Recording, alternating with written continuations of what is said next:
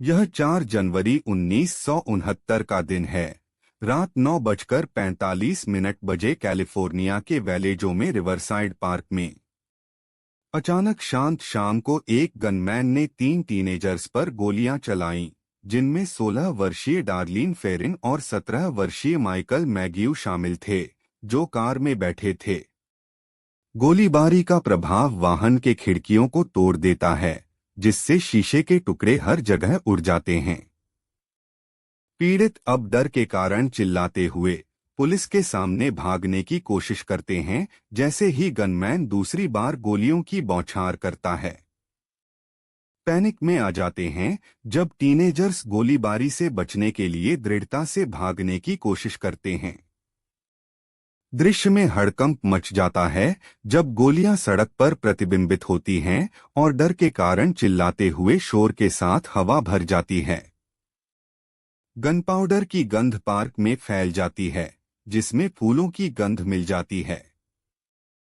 एक कमजोर street light ऊपर फ्लिकर करता है, जिससे जमीन पर लंबे छाया बन जाते हैं। अंधेरा सब कुछ को खींच लेता है, लेकिन जमीन पर खून और पीड़ितों के चिल्लाने के अलावा कुछ नहीं। एक नजर में पार्क एक सपना बन जाता है, एक असली और डरावना दृश्य जो किसी को भी नहीं सोच सकता था। डार्लिन फेरिन जमीन पर निष्क्रिय हो जाती है, जिसकी जिंदगी हर पल के साथ जा रही है। माइकल मैग्यू बावजूद अपनी चोटों के कार से बाहर निकल जाता है, मदद के लिए चिल्लाता है, जैसे ही वह अपने दोस्त की मृत्यु का पूरा दृश्य देखता है। उसकी आंखें अपने दोस्त के शव पर टिकी रहती हैं और उसकी मानसिक तस्वीरें उनकी मृत्यु की ओर बढ़ रही हैं। गनमैन अभी भी लापता रात में गायब हो जाता है, जिससे खून और डर का एक रास्ता छोड़ जाता है। जब सायरन की आवाज पार्क में शुरू होती है तो पीड़ितों के चिल्लाने की आवाज धीरे धीरे कम होने लगती है। गवाह बताते हैं कि उन्होंने एक श्रृंखला में गोलियां चलने की सुनी, जिसके बाद टीनेजर्स के चिल्लाने की आवाजें सुनी। एक गवाह बताता है कि उसने एक आदमी को देखा जो अपने 30 के दशक या 40 के दशक में था, जिसके बालों में एक जंगली मूंछें और एक विशिष्ट टोपी थी, जो पैरों पर भाग रहा था। दूसरे गवाह ने एक कार को देखा जो पार्क से दूर जा रही थी, जिसके टायर स्क्रीचिंग कर रहे थे और रात में गायब हो जाते थे। जब गवाह अपने अनुभव साझा करते हैं तो अपराध के विवरण का पता चलता है, जिससे जांचकर्ताओं के पास अधिक प्रश्न हो जाते हैं और उत्तर नहीं।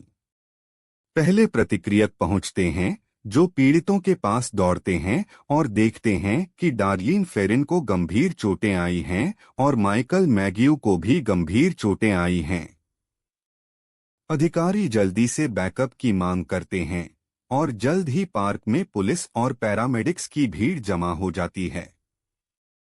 जब वे क्षेत्र को सुरक्षित करते हैं और पीड़ितों की देखभाल करते हैं तो वे सबूत इकट्ठा करना शुरू करते हैं, जिसमें गोलियों के स्क्रैप और गोलियों के टुकड़े शामिल हैं।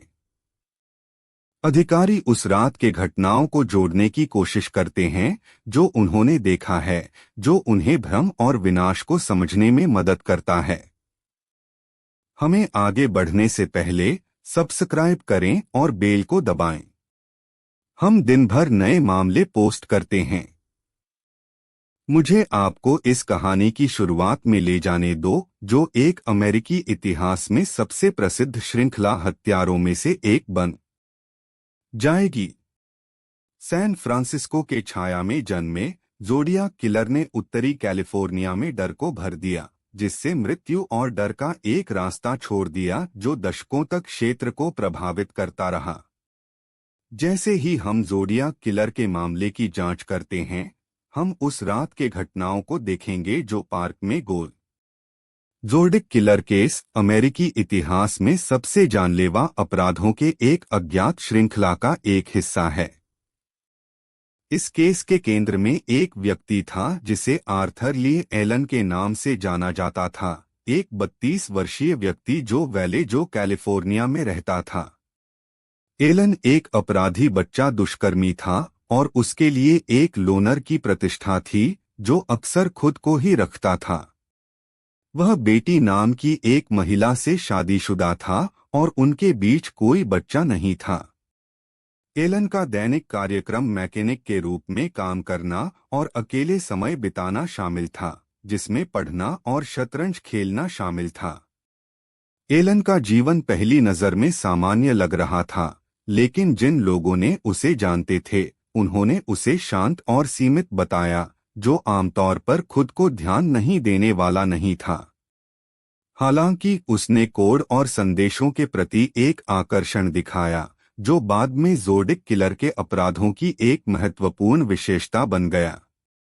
एलन के सहयोगियों ने उसे दोस्ताना बताया, लेकिन दूरस्थ, और कुछ ने यह भी कहा कि उन्होंने उसे पसंद किया। इसके बावजूद उसकी कुछ हद तक अलगाववादी प्रकृति, एलन के पास एक कुछ आकर्षण था जिसने लोगों को उसे स्वीकार करने के लिए मजबूर किया। जिन लोगों ने उसे मिले, उन्होंने अक्सर उसके आसपास आराम महसूस किया, जो उसके पिछले दोषी होने के बावजूद कुछ हद तक अनुमानित लगा। एलन को इतनी सुविधा से मिलाने का एक कारण यह था कि उसे एक कुछ संबंधित गुण था। वह एक व्यक्ति था जो अपने विचारों को व्यक्त करता था, लेकिन अभी भी सुलभ लगता था, और उसकी लोगों के साथ संबंध बनाने की क्षमता ने उसे एक संदिग्ध के रूप में पहचानने में मुश्किल बना दिया। इसके अलावा एलन के बच्चा दुष्कर्मी होने के इतिहास ने उसे एक कुछ स्टिग्मा छोड़ दिया, जिसे कुछ लोगों ने एक संबंधी व्यक्ति के रूप में माना होगा। हालांकि यह सहानुभूति अंततः आक्रोश में बदल गई जब एलन का अंधकारमय अतीत सामने आया। ज़ोडिक किलर के अपराधों की जांच जारी रहने पर यह स्पष्ट हो गया कि एलन केवल एक पसंदीदा व्यक्ति था जिसके पास एक परेशानी भरा अतीत था। जांच की गहराई से यह स्पष्ट हो गया कि एलन के पास कम से कम एक हाथफुल संबंधित व्यक्ति थे जो विश्वसनीय दिख सकते थे। एलन की पत्नी बेटी को उसके अतिरिक्त गतिविधियों के बारे में जानकारी नहीं थी, और कुछ सहयोगियों ने कभी भी उसे किसी भी अनुचित कार्य के बारे में संदेह नहीं किया। हालांकि यह स्पष्ट नहीं है कि कितने लोगों ने एलन को अच्छी तरह से जानते थे ताकि वे उसकी प्रकृति को समझ सकें।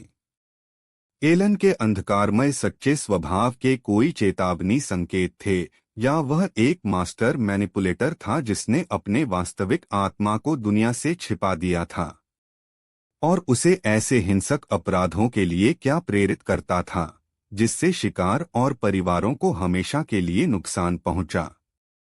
20 दिसंबर 1968 को एक सूर्योदय के दिन, जिसमें साफ नीले आसमान के साथ 17 वर्षीय डेविड फाराडे और उनकी 16 वर्षीय प्रेमिका बेटी लू जेनसन ने निर्णय लिया कि वे एक रोमांटिक ड्राइव के लिए ब्लू रॉक स्प्रिंग्स पार्क में जाएंगे, जो कि वैलेजो, कैलिफोर्निया में है। वे पानी के किनारे एक सुरक्षित क्षेत्र में पार्क किए गए थे। हवा शीतल थी, जिसमें एक नरम हवा का प्रवाह क्षेत्र में था। पार्क उस समय के युवा जोड़ों के लिए एक लोकप्रिय स्थान था, और यह एक ऐसा स्थान था जहां वे शहर के जीवन की भागती गति से बच सकते थे।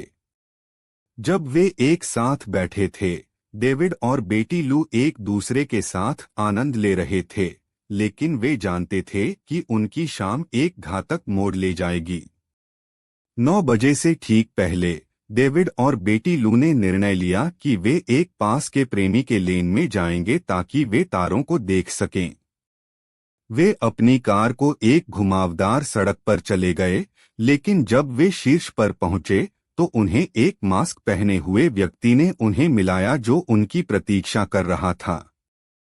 आदमी एक पिस्तौल से लैस था और डेविड और बेटी लू पर गोलियां चलाना शुरू कर दिया, जिसमें बेटी लू के सिर और डेविड के पीछे शॉट लगे। हत्यारा फिर उनकी कार के पीछे बैठ गया, जहां उसने कई और गोलियां चलाईं। शिकारियों को मार दिया गया। रात के दौरान 2 पुरुष, माइकल मेजियो और डार्लेन फेरिन, एक डिनर डेट से घर वापस जा रहे थे जब उन्होंने ईडी और स्प्रूस स्ट्रीट्स के बीच एक व्यक्ति को झुका हुआ देखा। व्यक्ति जो बाद में ज़ोडियाक किलर के रूप में जाना जाता था, ने डेविड फाराडे और बेटी लू जेनसन को गोली मार दी थी और अब उनकी कार की ओर बढ़ रहा था, कई गोलियां चला रहा था। माइकल और डार्लेन को हैरानी हुई जब उन्होंने घटनाओं को अपनी आंखों के सामने घटित होते देखा। उन्होंने भागने की कोशिश की, लेकिन हत्यारे ने उन्हें देखा और उन्हें दौड़ना शुरू कर दिया।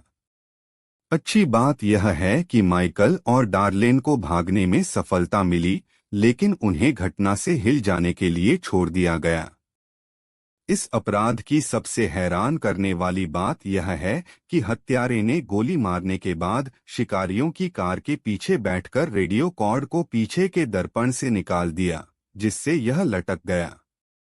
यह दिखने में एक महत्वपूर्ण विवरण था, जो ज़ोडियाक किलर के अपराधों का एक प्रमुख विशेषता बन गया, क्योंकि यह उनके अपराधों के साथ कई अन्य क्रिप्टिक संदेश और ताने छोड़ने का पहला था। यह सार्वजनिक को आश्चर्यचकित कर दिया कि यह व्यक्ति कौन है और वह किस प्रकार का बीमार व्यक्ति है जो इस तरह का एक घृणित अपराध कर सकता है। जांच अभी शुरू हुई थी और पुलिस को हत्यारे को पकड़ने के लिए समय के खिलाफ दौड़ना पड़ा। उन्हें पता नहीं था कि ज़ोडियाक किलर ने अपने आतंक का शासन केवल शुरू किया है। जुलाई 1969 में उत्तरी कैलिफोर्निया में पुलिस ने एक रहस्यमय पत्र प्राप्त किया जो एक आदमी द्वारा भेजा गया था जो ज़ोडियाक किलर होने का दावा करता था, जिसने कम से कम 3 लोगों की हत्या कर दी थी और क्षेत्र में एक श्रृंखला में गोलीबारी और हत्याओं में शामिल था। पुलिस विभाग को अपराधों की बेरहमी से हैरानी हुई और जल्द ही कार्रवाई में आ गया। उन्होंने एक जांच टीम का गठन किया, जिसका नेतृत्व सैन फ्रांसिस्को पुलिस विभाग के एक अनुभवी अधिकारी इंस्पेक्टर डेव टोस्ची ने किया। टोस्ची और उनकी टीम ने अपराधों के होने वाले इलाकों में दौरा किया, गवाहों की तलाश की और किसी भी सुराग की तलाश की। जब उन्होंने सबूतों को इकट्ठा करना शुरू किया, तो उन्हें एहसास हुआ कि वे एक चतुर और गणनात्मक हत्यारे से निपट रहे हैं। ज़ोडियाक किलर के पहले पत्र की कुंजी थी जो सब कुछ बदल गई, जिसमें एक रहस्यमय कोडित संदेश शामिल था जिसे वह अपनी पहचान को उजागर करने का दावा करता था। कोड एक जटिल संकेत था जिसने पुलिस और कोडब्रेकर्स को कई वर्षों से प्रभावित किया था, लेकिन अंततः एक युवक ने डॉन चेनी ने इसे क्रैक किया, जिससे हत्यारे का नाम जेड के रूप में उजागर हुआ। यह खुलासा जांच में झटका देने वाला था और पुलिस ने अपने प्रयासों को बदलकर उस आदमी को ढूंढने पर केंद्रित किया जिसने इस प्रतीक का उपयोग किया था। उन्होंने क्षेत्र में तलाश की कि कोई ऐसा व्यक्ति हो सकता है जिसने इस नाम का उपयोग किया हो और यहां तक कि जेड पंजीकृत वाहन चलाने के लाइसेंस के लिए आवेदन करने वाले किसी भी व्यक्ति की तलाश की। हालांकि ज़ोडियाक किलर हमेशा पुलिस से एक कदम आगे रहा। जांच जारी रहने पर कई पुरुष प्रमुख संदिग्धों के रूप में उभरे। सबसे उल्लेखनीय में से एक आर्थर ली एलन था, एक दोषी से बच्चों के साथ दुर्व्यवहार करने वाला जिसने ज़ोडियाक किलर के अपराधों के साथ एक चौंकाने वाला आकर्षण दिखाया था। एलन को अंततः गिरफ्तार कर लिया गया और पुलिस द्वारा पूछताछ की गई, लेकिन कभी भी पर्याप्त सबूत नहीं मिले जिससे उन्हें अदालत में ले जाया जा सके। दूसरा संदिग्ध रॉस सुलिवन था, जिसे ज़ोडियाक घड़ी का मालिक होने का ज्ञान था और दावा किया कि वह एक अपराध स्थल पर हत्यारे को देखा था। हालांकि एलन या सुलिवन को अपराधों से किसी भी निश्चितता से जोड़ा नहीं जा सका। पुलिस ने ज़ोडियाक किलर को पकड़ने के लिए कदम नहीं बढ़ाया जितना उन्होंने जांच शुरू होने पर किया था।